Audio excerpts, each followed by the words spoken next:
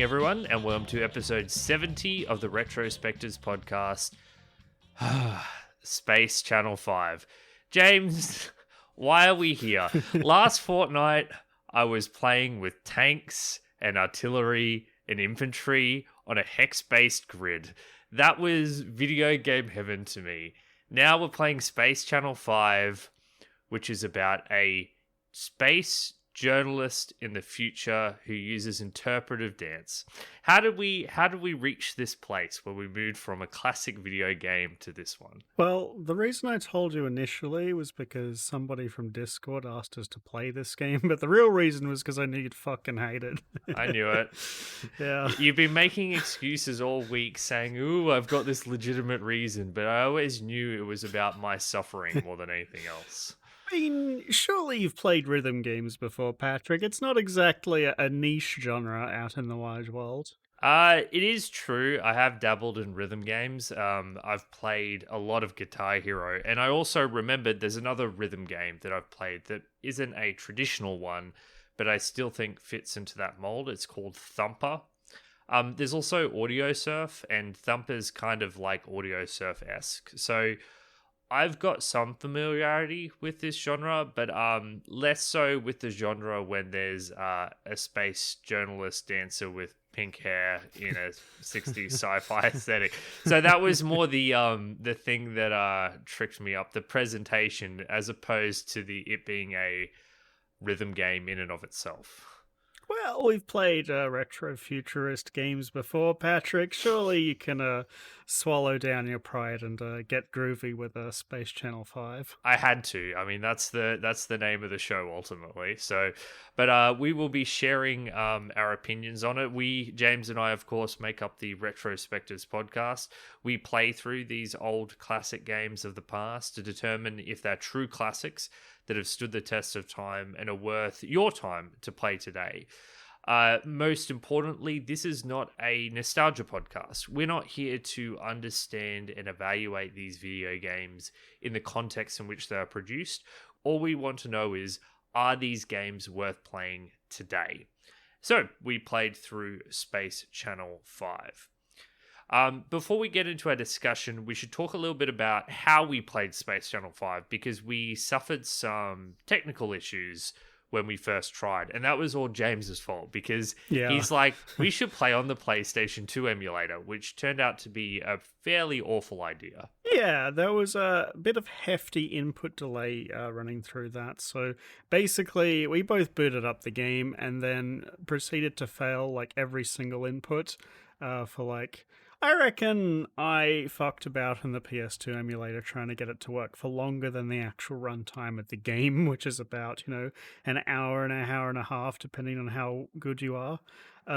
So yeah, that was awful. However, one of our users let us know that apparently the Dreamcast version and the Dreamcast emulator, Redream, runs the game much better. So we both booted that up, and thankfully had a near flawless experience using that. So if you're going to play Space Channel 5, avoid the PS2 emulator like the plague. Go with the Dreamcast version. We'll give a link to the emulator in the show notes. It is worth noting that with enough tweaking, you can get the PlayStation 2 emulator to a somewhat okay state. However, it comes at the cost of, worse audio quality, and it's a lot of stuffing about, and it's still not better than just the default settings of Redream. So yes, if you're going to play Space Channel 5, the way to play it is on Redream. What? Not the Game Boy Advance version? Yeah, there's also a rather suspicious Game Boy Advance version that looks like it attempts to mimic the main game, but when you listen to the audio of the GBA version, it's so bad. It makes me wonder why it even existed. But I guess in that era, those Game Boy Advance demakes were actually quite common.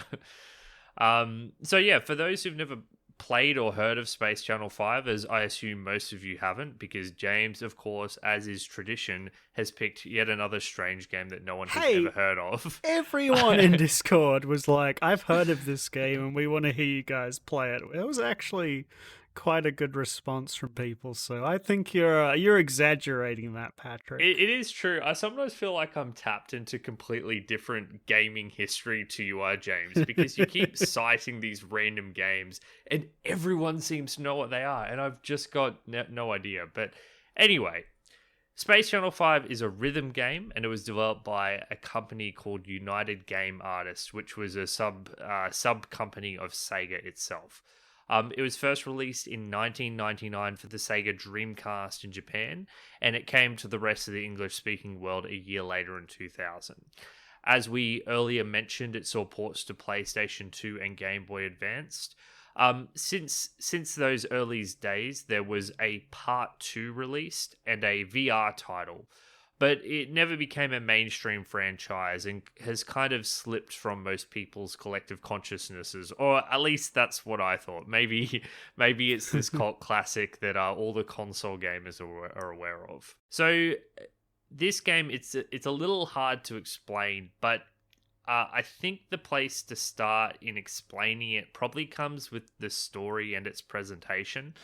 So we're going to start by talking about what this game looks and feels and resonates with, and then we'll later move on to how it actually plays as a video game.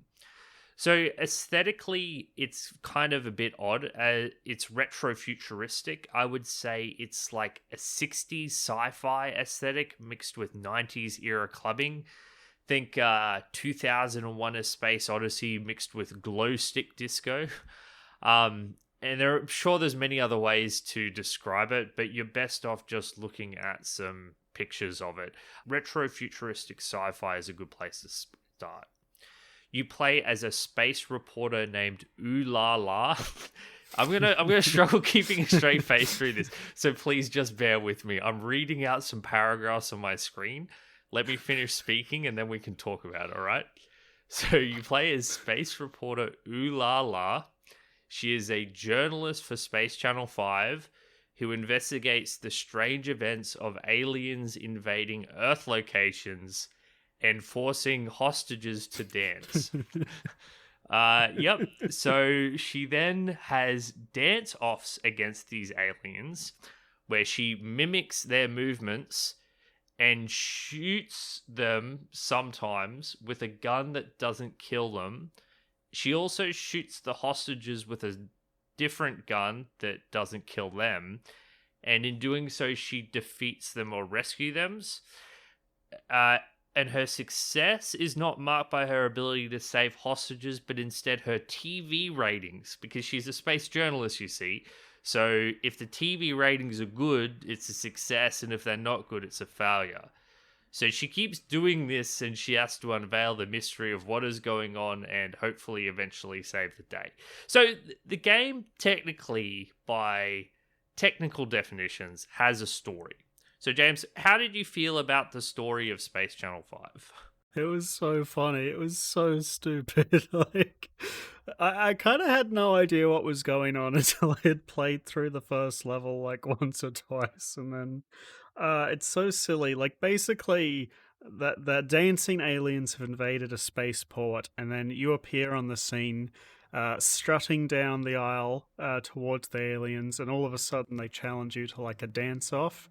It's a bit strange, I have to admit, but I think that the game kind of like pulled me into it eventually. I think it won me over with its like sense of style, I guess. What I would say is that the plot is complete and utter nonsense. Like, it's just, and in a way that kind of protects it from a lot of the criticism I'd traditionally have about these kinds of stories. Like, when we played Cave Story or Lunar Silver Star Story, because those stories took themselves somewhat seriously, I feel that kind of opens them up to serious criticism. When the story is this absurd and this ridiculous, criticizing it for being absurd and ridiculous is kind of like missing the forest for the trees. It's like Katamari Damacy has a story and it's absurd and silly and doesn't make any sense. And that's fine, and that's about the end of the criticism that can be leveled against it. What you can say is that it's incredibly creative and, very ingenious, and then inventing such a ludicrous story. I don't. I think that they could have done a better job with, I guess, making it make slightly more sense or having slightly more backstory, but I'm not upset at this game for having a nonsensical story. And I think you can make the argument that it's an important part of the charm and atmosphere it's trying to present. With stories like this, I think that more important than the writing itself is the sense of style that it conveys through, the characters and the goings on.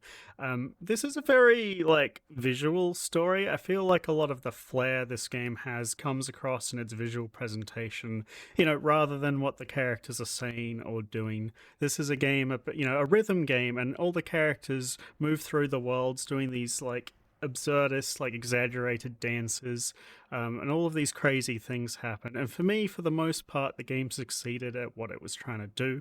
And I think that the last level in particular was particularly great at this.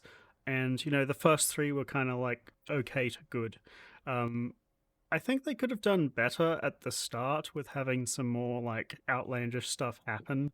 I feel like because the team who was making this game didn't really know what they were going for at the beginning, they kind of found their stride later on into the game, and some of the the crazy stuff that happens at the end is extremely entertaining, and they managed to pack a whole bunch of really funny shit right at the end. Although I just didn't think that came through as strongly at the beginning. So James, I have something that I'm extremely ashamed to admit. I really loved the presentation of this game. Really? I mean, the running joke in our Discord and everywhere is that I have been extremely upset at James at picking this ridiculous game. But after playing through the game a couple of times, I think the presentation and the attention to detail with the presentation is far and away the strongest part of Space Channel 5. And there are just so many little touches, I think, that really elevate it as a, not necessarily in terms of story beats, but in terms of the visual experience you have as you're playing through this game. I think it would have been extremely easy to have this be basically a movie that plays in the background as you do a rhythm game.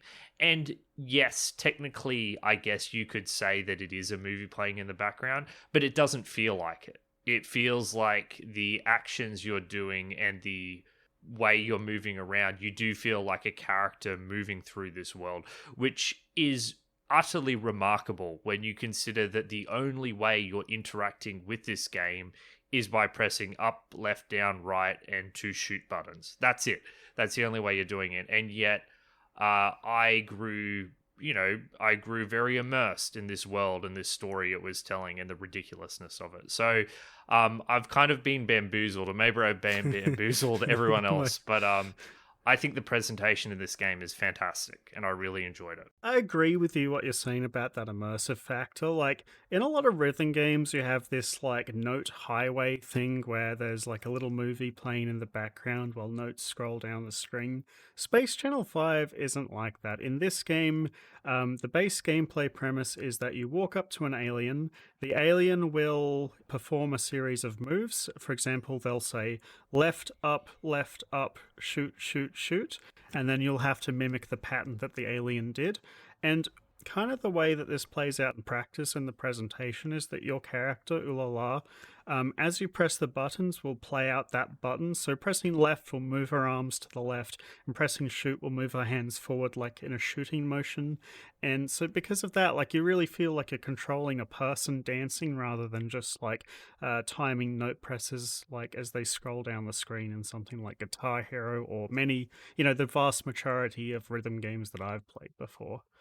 So I completely agree with that, yeah. The other thing that stood out for me is not necessarily the presentation as you're doing the gameplay motions, but all the in-between bits. For example, and this is something that immediately stands out when you play the game, the way that as the characters walk, they're walking to the beat. Ulala's heels are clicking to the floor. Oh my god. And she looks ridiculous. The Yeah. first few times I saw those walks between the segments, I just like I was laughing so hard. It looks so funny. Yeah, Um, but it grows on you, right? yeah, it's so deliberate though. Like you've got like all the people you saved following you in this line, dancing to the beat down the street, up to the next, dance encounter. It's really funny.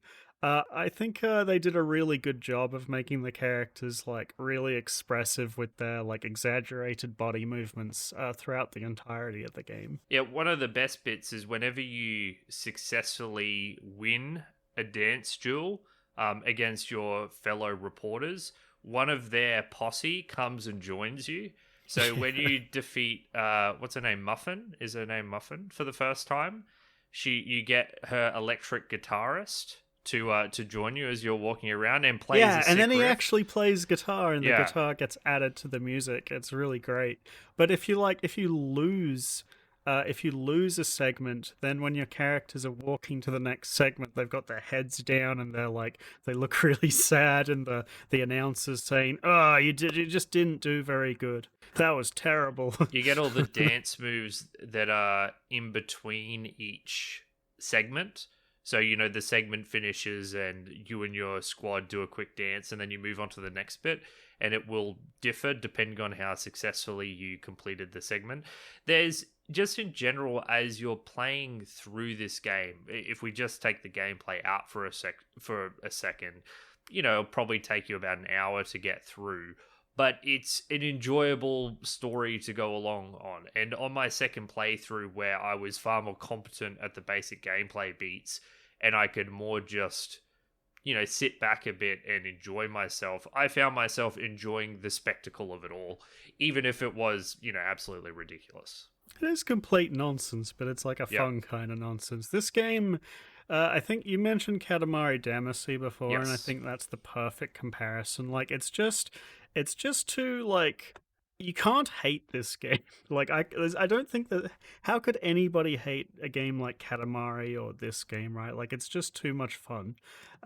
It's just it feels good to play. I had a big smile on my face the entire time I was playing. And, especially, honestly, I think that the last segment is like the peak of the game by like so much. It ends on like the highest point it could, in my opinion. Like, it's just such a great way to end the game. Yeah, so spoilers, let's talk about that a bit because I agree with you. So you kind of go through the hardest part of the game and then the final section is almost an epilogue in that it's not the difficulty peak of the experience, even though it's the emotional story peak of the experience. And it's far and away the best part of the game. So what happens is the entire game you've been dancing to this sound system. It's been creating all these songs for Ulala to keep her rhythm.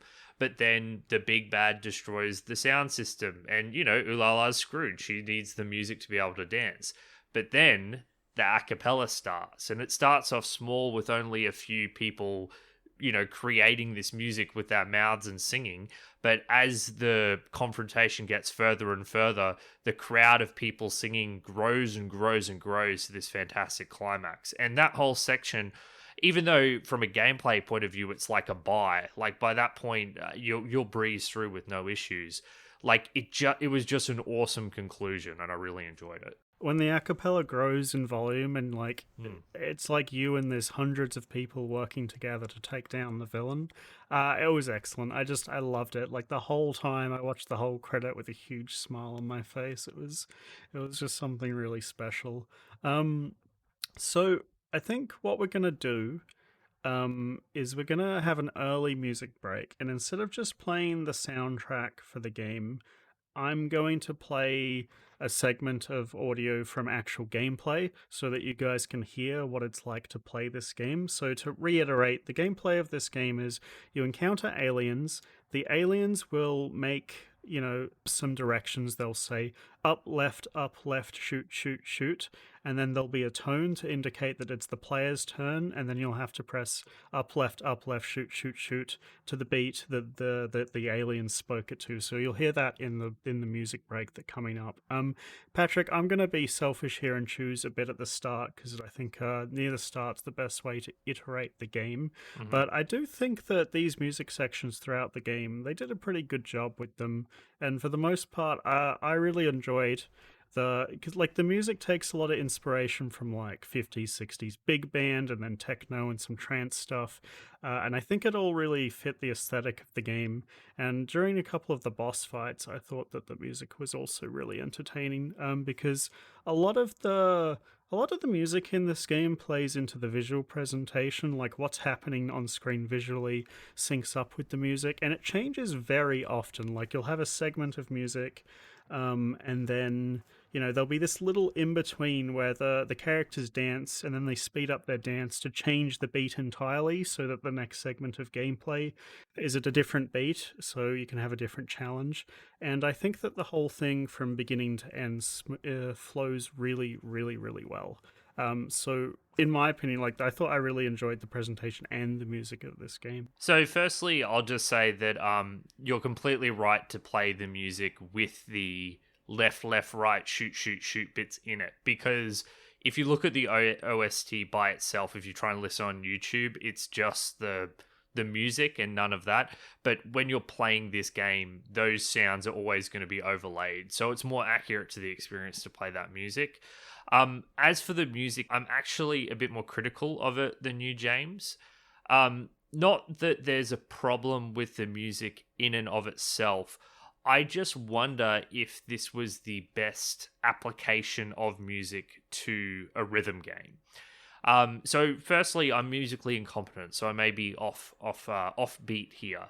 But I feel like a lot of what's here is almost jazz-like, where there's a lot of melody to the music.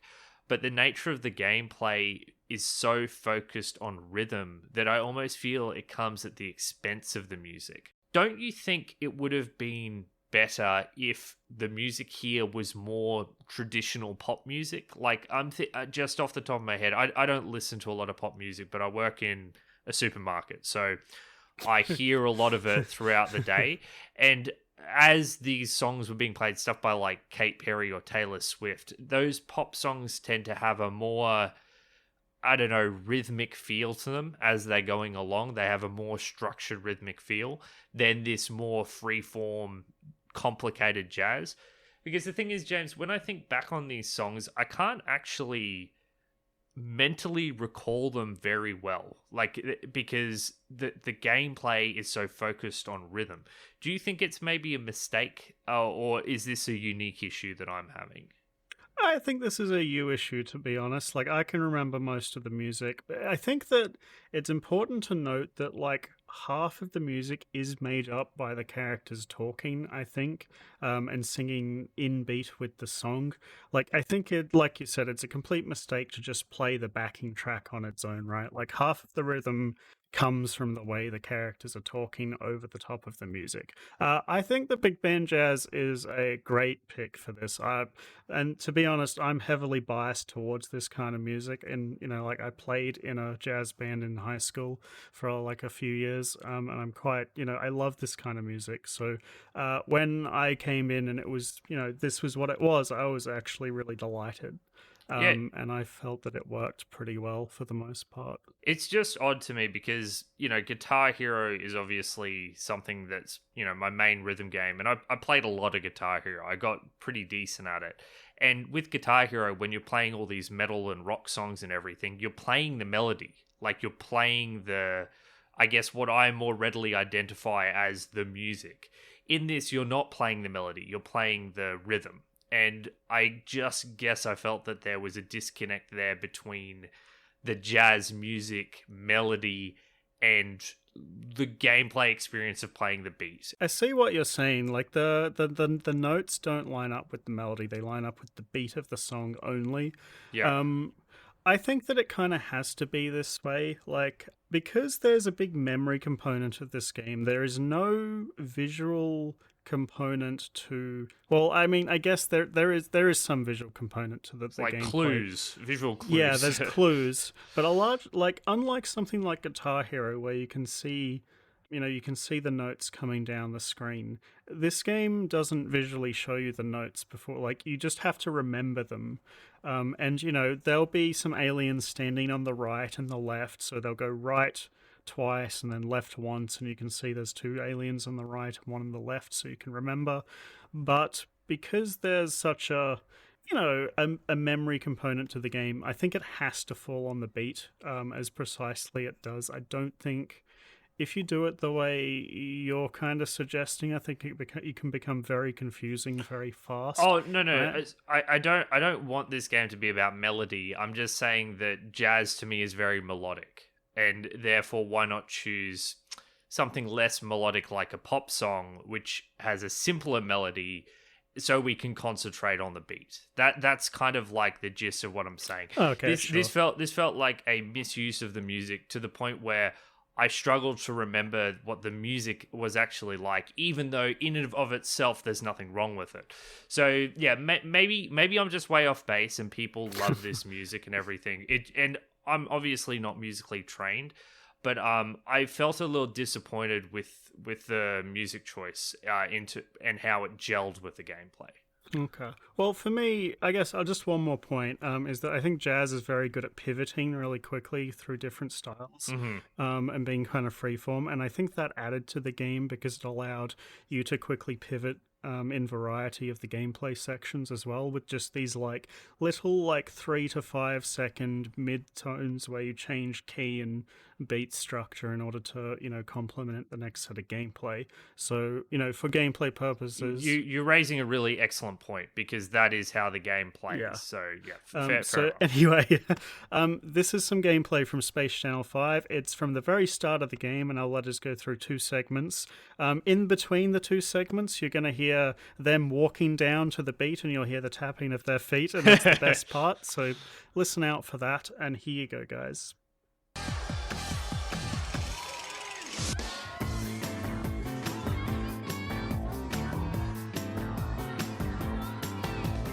Hey there, Space Cats! Ulala here, coming at you from Spaceport 9. Tonight I'm investigating reports that aliens have invaded and are forcing people to dance. All lines are clear, Ulala. Let's see what you're made of. Let's go! I've encountered aliens on the main floor. It looks like they've taken hostages. Copy the aliens' moves. Press the buttons with the rhythm. Get on it. Let's dance! Up, up, up. Up, up, up. Down, down, down. Right, left, right, left. Use the X button beam when they say shoot. Okay. Right, up, kick, kick, kick. Right, up, shoot, shoot, shoot. Up, down, kick, kick, kick. Up, down, shoot, shoot, shoot. Up, down, kick, kick, kick. Up, down, shoot, shoot, shoot. Up, down, kick, kick, kick. Up, down, shoot, shoot, shoot. Thank you, Ulala. I did it! That was smooth, baby.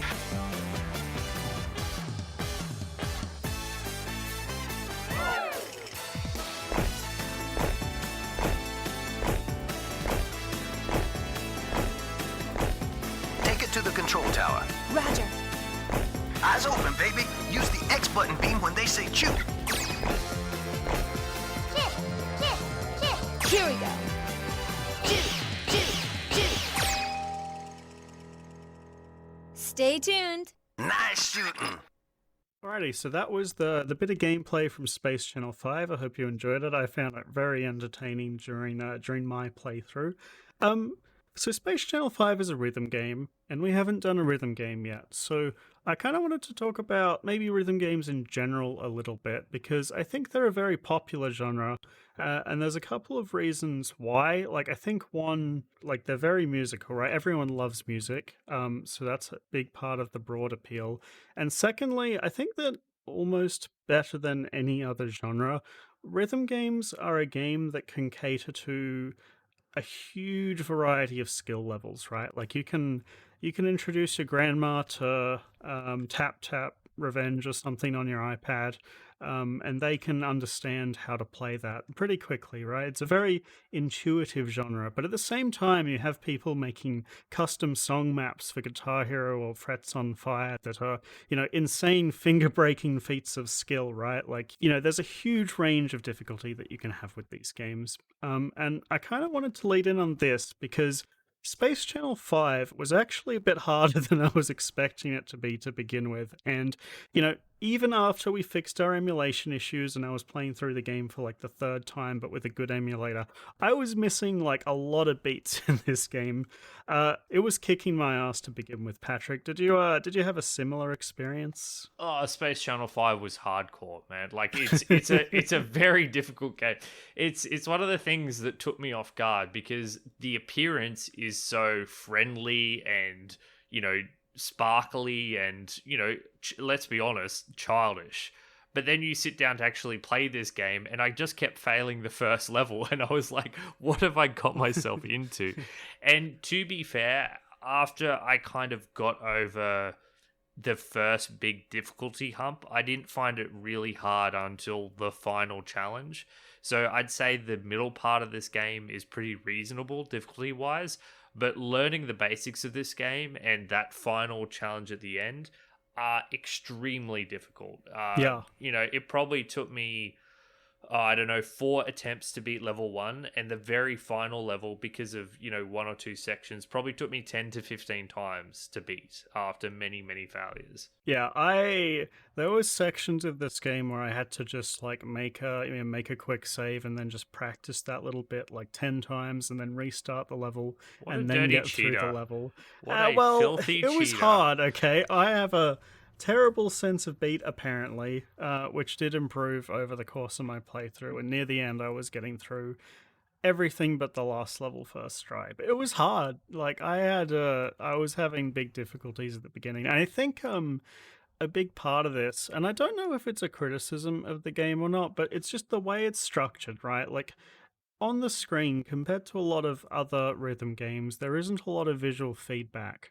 Like in Guitar Hero, you have the notes coming down the screen. In Space Channel 5, all you have to rely on is your own sense of timing. And to begin with, for me, that was extremely difficult, right? Like, there is no visual indication of when the beat is happening. You just have to keep the beat in your head or by tapping on the desk or like moving my leg, which I was doing quite a lot, which I actually found a lot easier than just keeping it in my head, funnily enough. And I kind of, at some points, was wishing that there was like an indicator that told you if you were too fast or slow. Because what'll happen is like, they'll give you a pattern of 5 notes in a row. And if you fail just one of them, that counts as you failing the pattern and you lose score. And I was finding this very punishing to begin with because I was feeling like I was getting like, 5 and 6 notes every time, but that wasn't enough to, get a score high enough to beat the first level. So, did you have any problems with missing visual feedback in this game? Like at the start, I was missing it a lot, but as I got good, as it were, I missed it less and less. So, as high as I am on the presentation of this game, I actually don't think this is a particularly good rhythm game. And I didn't really enjoy the gameplay, and I ended up finding it more frustrating than satisfying to beat. And some of that are the things you've touched on already. So, as you said, there's no visual track to show when the correct time to press a note is. So you have to do it entirely. Like a lot of the time I was closing my eyes and just listening. And there's no, like you have the clues of the enemies, but other than that, you have to entirely rely on your sense of timing. And as you said, with no indication of whether a note was too slow or too fast, it was very hard to learn to get it precisely. And more frustratingly, when you make an error, you don't know exactly where your error was a lot of the time. Like you're like, was I too slow? Was I too fast? Did I start too early? Or did I start too late? Start the chain too late. And I found that incredibly frustrating. Like I didn't get enjoyment from that because you either get it perfect or you don't. It's a very binary sense of failure or success. Usually in these games, when you're getting things wrong consistently, you're getting told by the game why you're getting it wrong. So there's this like improvement loop, like you press it too fast and it says too fast, so you try it a bit slower, and then that was too slow, so you get a bit faster and then you get the note right. Like there's this like constant improvement cycle going on, and I felt like with this game that wasn't there, and that was a big problem for me early on. Once I stopped being bad at the game, this was less of an issue. But I think that, you know, that early difficulty curve, and we had a bunch of people from our Discord play the game and they said they were getting their ass kicked too. So I do think there's a bit of a player onboarding kind of issue here, where it's like your first like hour or so of playing the game is going to be a bit rough and full of plenty of frustrating mistakes that you don't quite know how to fix. But once you kind of get a hang of it, it's pretty... Once I got to that level, I felt like I was cruising through the levels super easy on replays. Like I felt like once I got that skill, I had it. So I do think there is a bit of a visual feedback problem. I don't think it should give you everything, but I do think just telling you if it was fast or slow would be enough. So another specific thing that I have a problem with is there's no indication of when a turn is going to switch.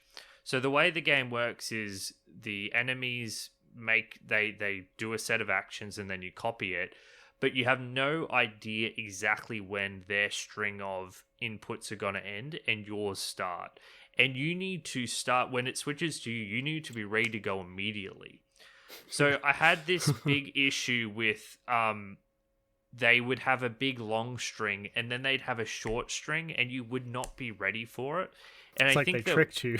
well, yeah, they got me, I guess. But to me, that didn't feel like it wasn't an enjoyable gotcha. It just felt like the game wasn't being fair to me. Like I would have really appreciated a visual indicator that said, you know, had a bar moving across to say, you know, this is how long their turn is, and then it's going to switch to you. And then this is how long their turn is, and then it's going to switch to you. Because then you could better prepare for what was coming.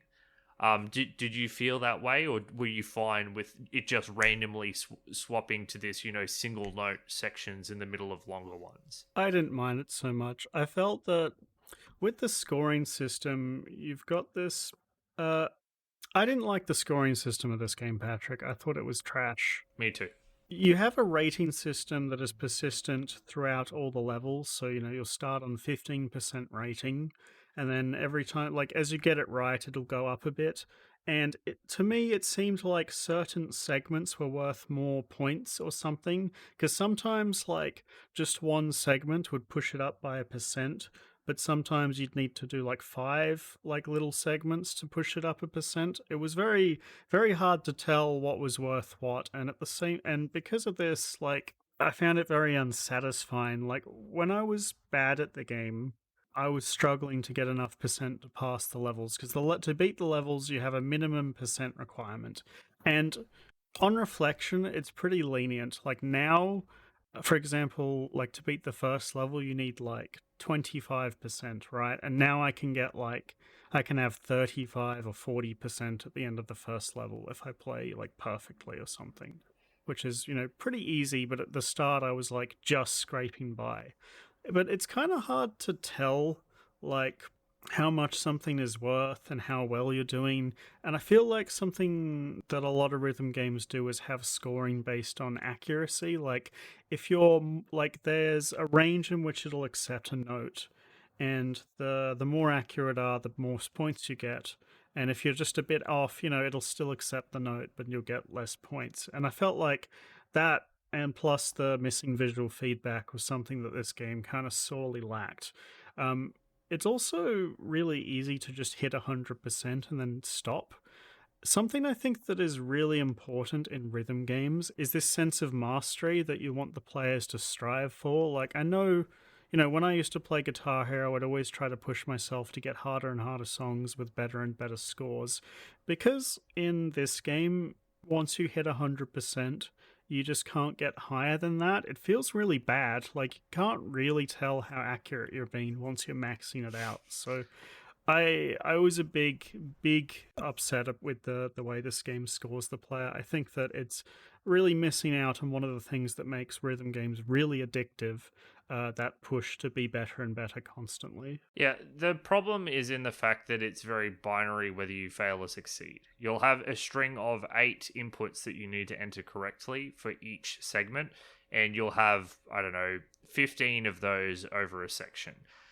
Each section is graded individually, and if you miss a single input in any of those, individual 15 sections, the section is ruled as a failure. It would have been far better if it graded you instead for your overall score over a far longer period of time. So instead of you missed 1 of 8 notes, fail, and then, you failed 1 note in 7 sections, so you get 7 fails and 8 successes, it could have said you hit 156 of 172 notes successfully. And I think that's a far better barometer of how well you're doing in the game than get it perfect or you fail, which is how it is. I think there needs to be some reward for getting a whole string right. Like, I think, say, each Well, you don't lose a life. Isn't that a reward? Yeah, I didn't like the lives. Well, so for scoring, like, for example, if there was 7 notes in a string, each note you get right is worth 10, and then if you get all 7, you get an extra, 30 on top of that or something. And then there was, a better numerical score than just these percentages that maxed at 100. That would be more satisfying to me. Like, I would far prefer chasing the higher scores if it was presented like that. Like, the way it is currently, I just don't care. I care far less about this mastery thing than you do, but I agree that it is an arbitrary way to score. And they could, but they were going, once again, presentation trumped gameplay here. You're a journalist, so they're doing it, giving you this random percentage instead of accurate statistics. Something else I wanted to ask you about, James, is that because there is no visual track and we only get clues as to what to press, memory is a large part of this game. And I think that if you watch a YouTube playthrough of this game, you will not understand how difficult it actually is to play. It looks far easier than it is to play. Because in addition to trying to hit your perfect rhythm and not knowing how long the strings are, and if you miss a single note, the whole thing's screwed up and that could stuff you up, you just have to remember the notes and the timing of them all. How did you feel about memory as a gameplay device? Did you enjoy that you had to try and remember perfectly, or would you say this was another drawback? I like the memory component. I think that the memory component of this game is a large part of the uniqueness of this as a rhythm game. And I actually think that the memorization sections are incredibly fair. So I actually looked into this quite a lot today. So I found a few papers today. And apparently, and this is me reading off Wikipedia, so one of the most highly cited papers in psychology is this paper written by George A. Miller in 1956, which talks about I don't know where the fuck you're going with this, but please continue. It talks about how many items that the human brain can store in short-term memory. And the average is very strongly, across a large number of people, they figured out that the sweet spot number is 7 plus or minus 2, right? So 7 is the number of things that you can remember in a row, and then after 7 there is this massive, your brain just freaks out and has a huge amount of trouble remembering anything past that limit. So I actually went through and I listened to the whole game on YouTube, and in the entire game there are very few patterns that go above 7. In the entirety of the first level there are 0 patterns that go above 7 items, and most of them are 5. In addition, there are some patterns that are harder to memorize because they use like elements of timing. And from count, like I counted every single thing in the game.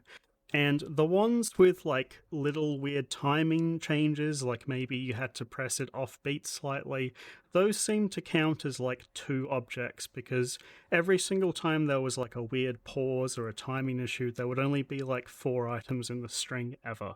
So I think they did their research here. They kind of obviously knew what numbers people could memorize, and they kept it low like throughout the entire game. There was like 3 or 4 instances where they go above 7, and in every single case, what they do is they have you memorize a string of 3, then the same string of 3 plus 1, then that string of 4 plus 1 over and over until you've like memorized the string, and then they go to like 8 and like 9 like twice in the whole game basically. So I think they're very fair in regards to the memory thing. I didn't like them. You didn't like them. I didn't, and I haven't written a paper. I haven't prepared a paper in psychology, James, like you have. But I would be skeptical that this psychology paper is talking about timing for a rhythm game. It's probably talking about phone numbers, right?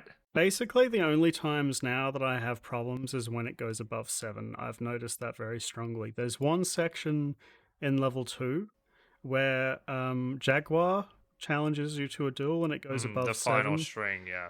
Yeah, that's really hard, and everything else was fine. And in the most cases, there is a visual component. Like they'll show you, like there's a section in level 3 that does, I think it's like 10, but they show you like 3 on the right and then 3 on the left, and then there are visual indicators to show you how many are in each side. So you don't really need to remember them. My problem was that the memorization combined with the previous elements I indicated, the fact that there is no visual track, the fact that you don't know how long your turn is versus how long their turn is, the fact that you get no feedback on whether a note is too slow or fast means that you just end up overwhelmed with too much when you're trying to learn how to play this game. Yes, it's easy in and of itself to memorize if that's all you're focused on, if you're only focused on that chain. But when you're trying to do all the rhythm stuff perfectly as well, it just ends up being too much to me. And you can make the argument that that's the game, and that's the game that you're learning, and the memory is part of that. But far and away, my favorite parts of this game were the ones where I didn't have to perfectly remember things. And the further I got in the game, the only parts of the game I was failing was when I couldn't remember the note inputs, where I couldn't remember if I had to hit shoot 4 times or 5 times in fast succession. And I got no satisfaction from remembering that correctly, and I got an immense amount of frustration when I just tapped it the wrong number of times because I couldn't remember them. So overall, any one of these things in and of themselves wouldn't have been a problem for me, but all these things together made the gameplay of Space Channel 5 not fun to me. I was more frustrated than satisfied, even as even as I got better and played through it for the second time. Okay. I feel the opposite, actually. I liked the memory element a lot compared to a lot of...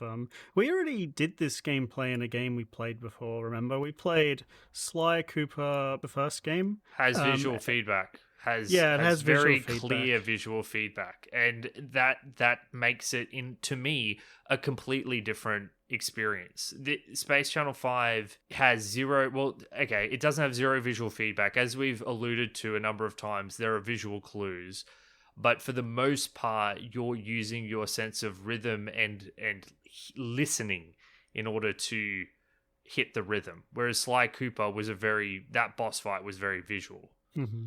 I didn't have as much as a problem with this that you did, I don't think, because the most fun I had in this game was finally getting those 10 strings and like being able to remember all that. That felt really satisfying to me. To me, it would just be too simple if it was just hitting them in time with the beat. I think that the big problem is that the onboarding sucks. Like, it needed to be like one an extra level that was slightly easier maybe for people that suck like me and you apparently. Yes, because me, it me was too. yeah, because it was really hard to start. Okay, so let me put it this way. To me, the most fun parts of this game were not the long memory bits. They were the more rapid fire bits. And there's a few points in the game where it's not here is a 10 string, repeat that 10 string back. It's more here's some bang bang and then you go bang bang back, and it's these more quick fire ones. Or the second boss in particular, the elegant coward or whatever it's called, the pink marshmallowy. I don't know. The bosses have Yeah. weird names, but it's actually the first two stages of that.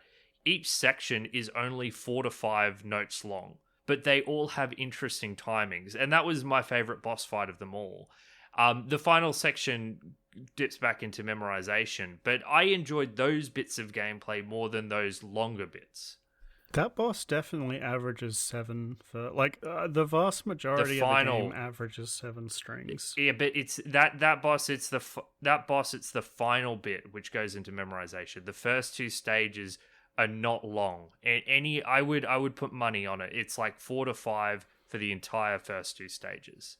Yeah, it's 5 pretty consistently because it'll go Yeah. like one gap, which I count as one, Yeah. and then 3 that are the same in a row.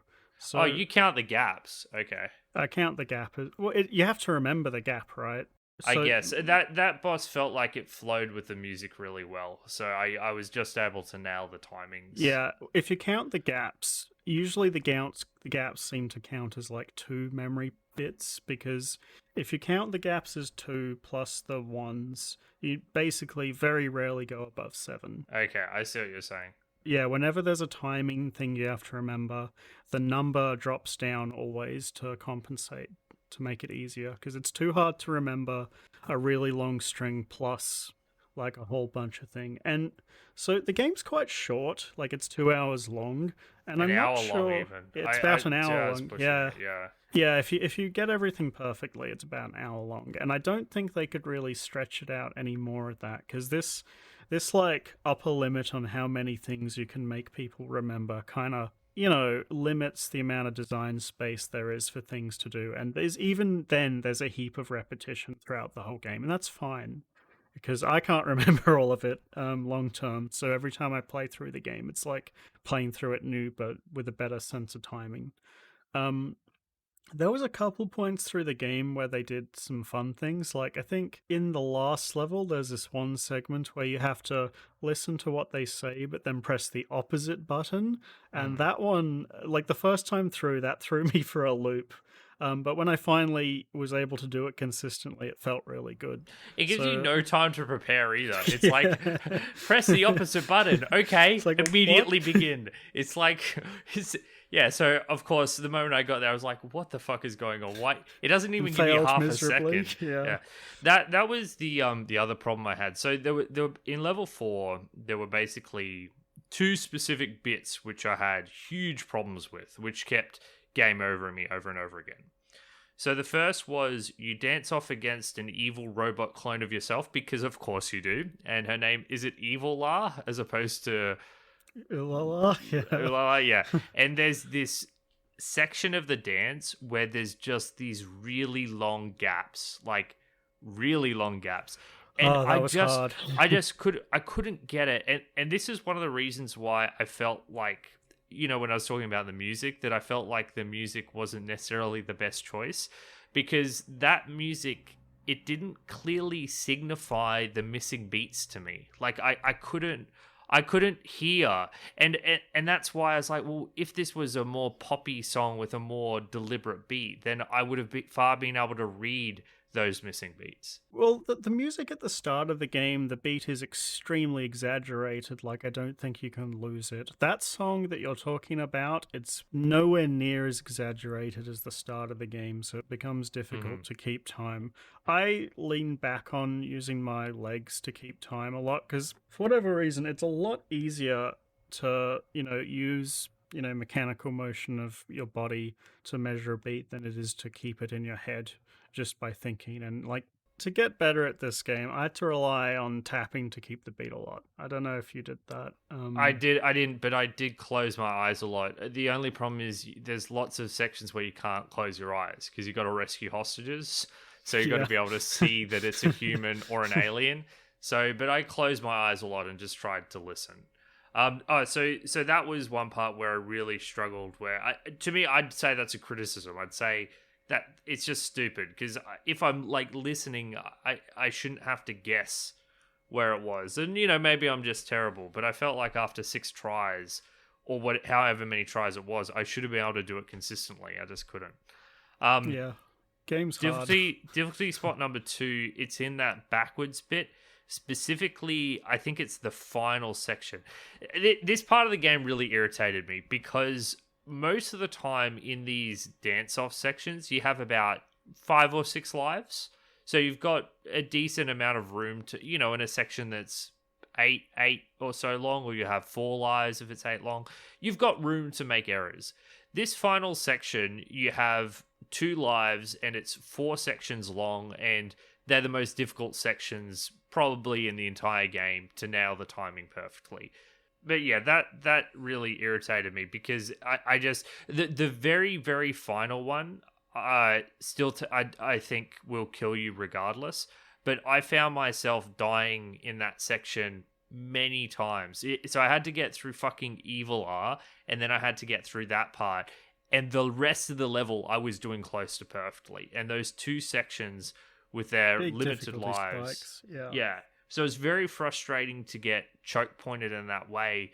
And it just took me back to the whole thing. Like, why is the difficulty in these sections so binary? Why doesn't it give me more of a cushion against these later sections if I do well in the earlier sections? But it's like, nah, doesn't matter that you did all that other shit perfectly. You failed this one bit, so you have to do the past 10 to 15 minutes from scratch. So I really hated it. Like, it's weird because some parts don't have lives. You can just fail them and the game will continue.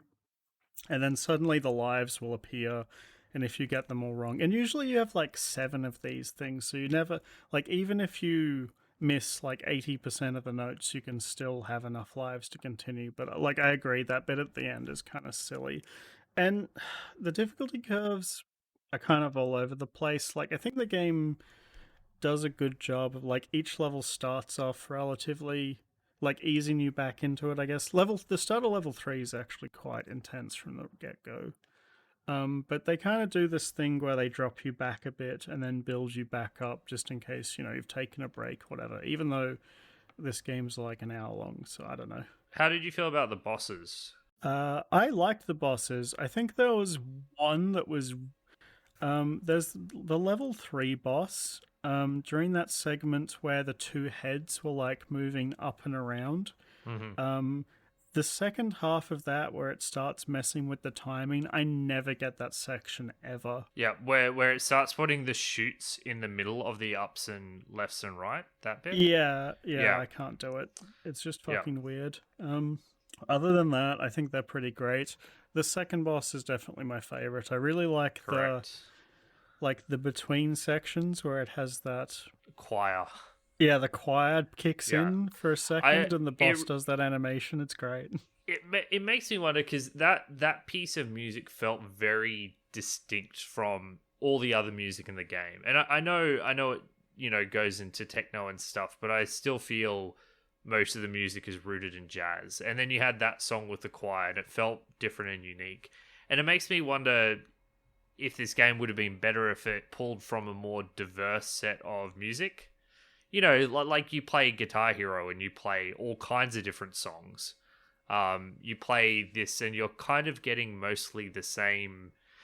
Maybe it's just because, once again, it's a rhythm game. So it's just tapping into something fundamentally repetitive. But I liked that break in musical style, and I wish... and I wanted to see more of it. I felt the start of level 3 was pretty different to everything else, honestly. I thought level 3 was leaning way more into the techno stuff than the big band jazz from the first That two is levels. true. With the more computery screen sort of stuff, Yeah. it was more techno-ish. Yeah, and even it was really really quick and high tempo during the like asteroid section as well, and then the escape at the end. So I think that for a game that's an hour long, it did a fairly good job of varying the musical score, to be honest. Yeah, that's fair enough.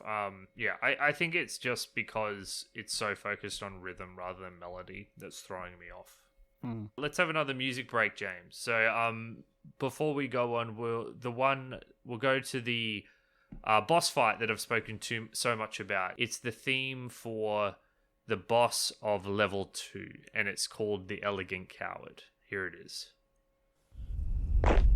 I'm on the observation platform. Hey! The alien mothership's retreating. Don't you have to follow them, Channel 5? Blast you, Jaguar! Look, they're sending something over. Is that a marshmallow? Looks like some children got nabbed. Oh, my poor students. You got to get them out of there. Will do. Left, up, kick, kick, kick. Left, up, shoot, shoot, shoot. Right, down, kick, kick, kick. Right, down, shoot, shoot, shoot. Up, kick, kick, kick. Up, shoot, shoot, shoot. Down, kick, kick, kick. Down, shoot, shoot, shoot. The marshmallow appears to be crying. But I don't think it's over yet. I knew it! It's moving again! Uh-oh, I'm reading 0 G's on my gauge. Up, kick. Up, shoot. Left, kick. Left, shoot. Right, kick. Right, shoot. Down, kick. Down, shoot. Right, kick. Left, kick. Up, kick, kick. Right, shoot. Left, shoot. Up, shoot, shoot. Down, kick. Down, shoot. Right, kick. Right, shoot. What the? Is that her tongue? Ah! Ulala! It's slimy, incredibly slimy. Up, kick. Up, shoot. Up, kick, kick. Up, shoot, shoot. Up, kick, kick, kick. Up, shoot, shoot, shoot. Up, kick, kick, kick, kick. Up, shoot, shoot, shoot, shoot. Up, kick, kick, kick, kick. Up, kick. Up, shoot, shoot, shoot, shoot. Up, shoot. Up, kick, kick. Up, kick, kick, kick. Up, shoot, shoot. Up, shoot, shoot, shoot. Up, kick, kick, kick, kick, kick, kick. Up, shoot, shoot, shoot, shoot, shoot, shoot. Up, kick, kick, kick, kick, kick, kick, kick, kick. Up, shoot, shoot, shoot, shoot, shoot, shoot, shoot, shoot. That was the Elegant Coward. That was probably the best boss fight in the game. I do like the third boss in theory, but I think some of the, the execution wasn't perfect and it let it down near the end. Patrick, I've reached the end of my notes. This was a very short game. It was an hour long, although I feel like I spent like 4 or 5 hours in total playing it probably. Do you want to go to final impressions? Yeah, let's do it. Let's wrap up. So, James, tell the world what you thought about Space Channel 5. Space Channel 5 is a blast of a game. It is very short and sweet, but I think it is absolutely worth your time to play today. Part of this is due to the incredible visual presentation that is very entertaining from start to end, and especially at the end. And I just genuinely really enjoyed the rhythmic gameplay. I think that, this blend of memorization and timing is a unique one that I enjoyed quite a lot throughout the time, and I played the game through, twice fully, and then I played the first 2 levels, the first 3 levels like 2 or 3 times, when I should have been doing work at work. So I had a blast. I think that it's a really unique game.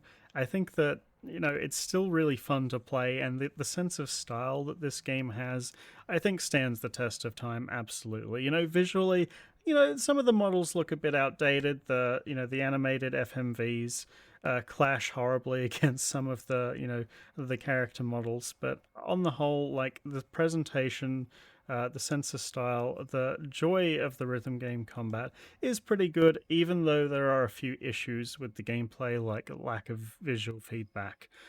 So, ultimately I do recommend Space Channel 5. I thought it was really fun. So for me, I don't recommend Space Channel 5. It was very interesting going into this game because what I was expecting is a visual style and presentation that I would hate, but I expected to quite like the rhythm gameplay. Although I'm not an expert in the genre by any means, I do like rhythm games. Like Audio Surf is a game I played an absurd amount of, and I just like I'm a big fan of Sekiro, which, as everyone knows, is basically a rhythm game. But what I got was literally the exact opposite. Not immediately, but the more I played, the more I fell in love with the presentation and visual style and all the little touches that made it what it was. And the more I grew to hate and despise the rhythm gameplay presented. I feel like taken together, it ends up being more frustrating than fun. And if a rhythm game is more frustrating and fun, it doesn't really matter how good the presentation is because the experience overall is mostly mechanically driven by how enjoyable it is to touch keys and rhythm. So I'm not against the rhythm genre. I think it's possible that Space Channel 5 isn't for me. And I think that if we'd done a rhythm game with far more visual feedback, I would have been much more on board with it. So despite the brilliance of its absurdist presentation, I've got to give Space Channel 5 a thumbs down just because I bounced off its gameplay and in the end didn't have a whole lot of fun with it. So, sorry, Space Channel 5. At least I didn't hate you for the reasons I expected to. I'm so surprised. I thought you would like it. Did you think? Well, so did I. I thought I'd be like literally the exact opposite. But I think just all those little things that I mentioned added up to me being frustrated with it. And yeah, I don't know what else to say. Like I didn't have as much fun with it as I was hoping. Mm-hmm. I guess those little things you mentioned were just little things to me. Like, I felt like, in the end, the immersive factor of, when the game worked the way it was intended to, it was really fun. And then there was the occasional annoying bit that broke that. But it was never a huge showstopper for me. But, that was Space Channel 5. Patrick, where can people find us? James, we are, of course, the Retrospectives podcast. Thank you, everyone, to listening to us today gab on about Space Channel 5. You can find all of our content on our website, which is rspodcast.net. It has all of our episodes on there, and we're, of course, available iTunes, Spotify, wherever you normally listen to podcasts. We've also got a bunch of articles on the website about the games we've played, both old and new, so we encourage you to go check it out. Most importantly, we would love if you would drop down our Discord server. That's where most of our community interaction happens, and we'd love to hear what you thought of this episode. If you've got a game to recommend, if you think the sequel is worth playing, any and all of these things are useful for us. And even if you just want to drop by and make fun of us, we'd be delighted to have you there to join the conversation and to join the arguments over video games. Yeah, and that wraps us up. We hope to speak to you guys soon. So James, as people have probably figured out, you picked Space Channel 5 this week. I did. And why? You should have picked it. Well, okay, there is a sequel, so what we can do is you can pick Space Channel 5 Part 2 for next week. I don't believe I would ever have picked this game in a million years. We would be up to episode 1,000,000 and I still wouldn't have picked Space Channel 5. So I'm skeptical I'm going to pick Part 2 at any time. Man, imagine all the JRPGs we can play in 1,000,000 episodes. Oh, yuck. Anyway, all right, we're ending the podcast early then, James. No more JRPGs. Anyway, so the game that I have selected is a game called Pathologic. So it's been I have wanted to do what I call a Slav game for a very long time. We've played some honorary Slav games, Heroes of Might and Magic 3 being one of them, but we haven't played yet. We're yet to play the jank-filled Slavic experience that Pathologic supposedly offers. I guess Hitman Codename 47 was kind of Slavic in its design, but this is the real deal. Pathologic is very much a cult classic that has had a sequel come out not too long ago, Pathologic 2. It's actually a remake. Pathologic 2 is a remake of the one from 2011. Is that it, or is it a remake of Pathologic 1? Pathologic 2 is a sequel and remake of the original game at the same time. See, that's very confusing, but from what I understand of Pathologic, that's on brand for what this game is like. And truth be told, I've heard whisperings of this game, but I've heard it's really best to go in blind and just kind of have the experience as is. So I'm very excited to see what exactly this gaming experience is like, and if it can, if its reputation is actually justified as being as good a game as it is. So I've started this game early because I know it's really long. I'm about halfway through my first playthrough now because there's 3 characters. And I had no idea what this game was actually about going into it. I just heard people mention it before. And I think it's going to be a really fun episode to talk about, to be honest. I didn't know what I expected, but it's quite topical. Well, I mean, it does have the name there, right? So you can probably guess what it's about somewhat with the name Pathologic. Yeah.